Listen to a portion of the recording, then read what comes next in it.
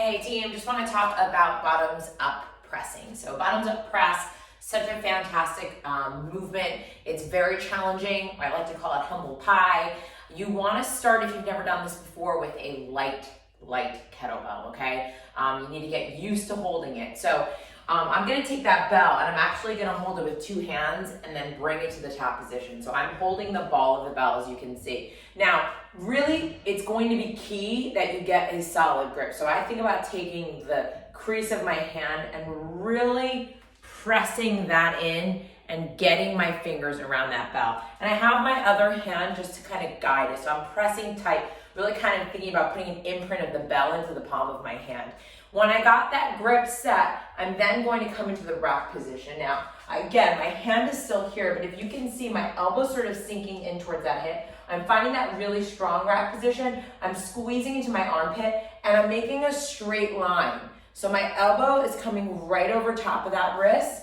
And same thing from the side. You see that? It's right underneath the wrist. There's a straight line. If I were to let my elbow come in too much, the bell would fall out. If I'm gonna come out here, this is gonna be a lot of work. If I let my hand come back, the bell's gonna fall towards me. Now, the good thing is you always have your other hand to sort of guide in case you have any trouble, you can catch it, okay? So if you've never really held it bottoms up, you wanna just work with that first. So you're not gonna press, you're just kind of work this position and start to feel comfortable.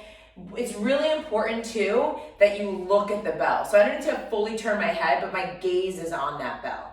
Now, if I'm gonna go into the press, the most important thing is now I have this straight line that I need to maintain as I'm moving through that press, okay? So it's gonna be pretty challenging.